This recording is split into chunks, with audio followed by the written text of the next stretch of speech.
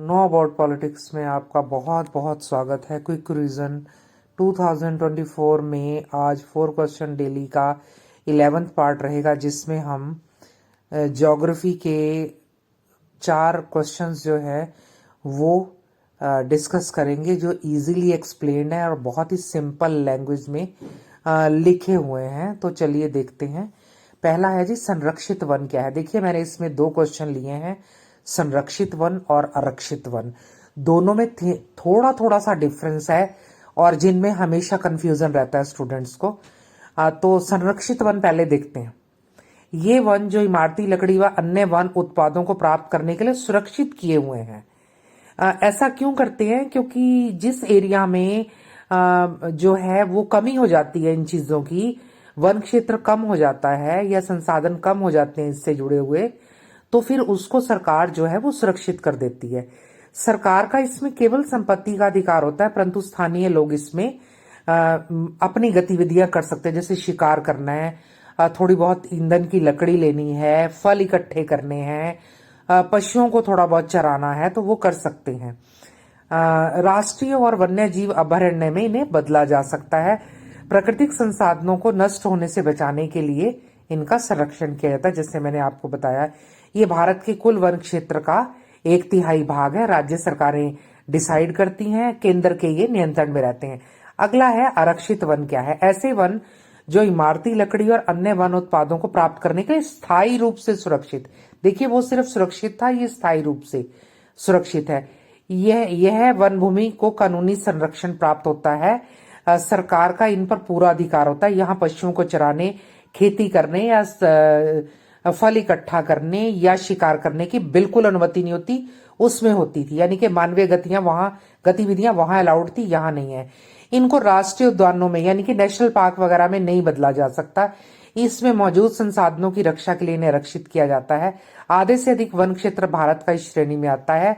राज्य सरकारें घोषणा करती हैं और जमीन केंद्र सरकार के नियंत्रण में रहती है। तो कारण इसका भी वही है कि जब देखती हैं कि जो यहाँ के जो वन हैं वो खत्म होते जा रहे हैं, उस चीज को, और ये इस एरिया को बहुत अधिक प्रभावित करेंगे, तो उस एरिया को सरकार जो है वो आरक्षित कर देती है, यानी कि प्रकृति को बचाने के लिए। प्राकृतिक तंत्र, पारिस्थितिकी तंत्र किसे कहते हैं और ये क्यों जरूरी है? किसी स्थान पर पाए जाने वाले जीव जंतु, पेड़ पौधे और वहां का वातावरण और उसमें पाई जाने वाली विभिन्न वस्तुओं का एक तंत्र बन जाता है, जिसको पारिस्थितिकी तंत्र कहते हैं। पर्यावरण में संतुलन बनाए रखने के लिए यह बहुत जरूरी है। ये इकोसिस्टम भी कहते हैं इसको। फूड चेन बनी होती है, सब आपस में जो है वो चलता रहता है, एक जीव से दूसरे जीव, प्रकृति के बीच में सब मिलकर। ये आपको क्वेश्चन छोटी क्लासेस में भी था और यहाँ पर मैंने बहुत आसान लैंग्वेज में लिख दिया। अगला है जी, मानव क्रियाएं, यानी कि इंसान की जो गतिविधियां हैं वो किस प्रकार वनों और वन में रहने वाले जीवों के विनाश का कारण बनती है। और अगर उपाय आ जाए कि वनों को और वन्य जीवों को सुरक्षित रखने के लिए कि उनका विनाश ना हो, तो क्या उपाय? तो इन्हीं का जो है यही पॉइंट जो है वो उपाय में आ जाएंगे। कैसे? वनों का अति उपयोग करने से बहुत ज्यादा उपयोग हो रहा है वनों का, कृषि के क्षेत्र का विस्तार होता जा रहा है।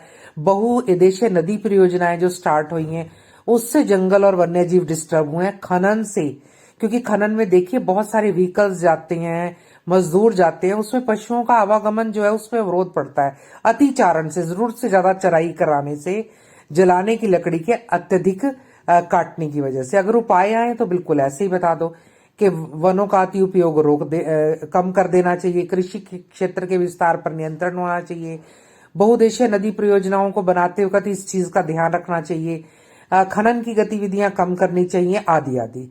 आज की वीडियो में इतना ही। जल्द मिलते हैं ऐसी ही दूसरी वीडियो में। तब तक के लिए thank you very much. Please like, share and subscribe this channel. आपकी सपोर्ट की बहुत जरूरत है। और अगर आपको वीडियो पसंद आता है तो लाइक का बटन जरूर दबाएं, इससे बहुत मोटिवेशन मिलती है। Thank you very much.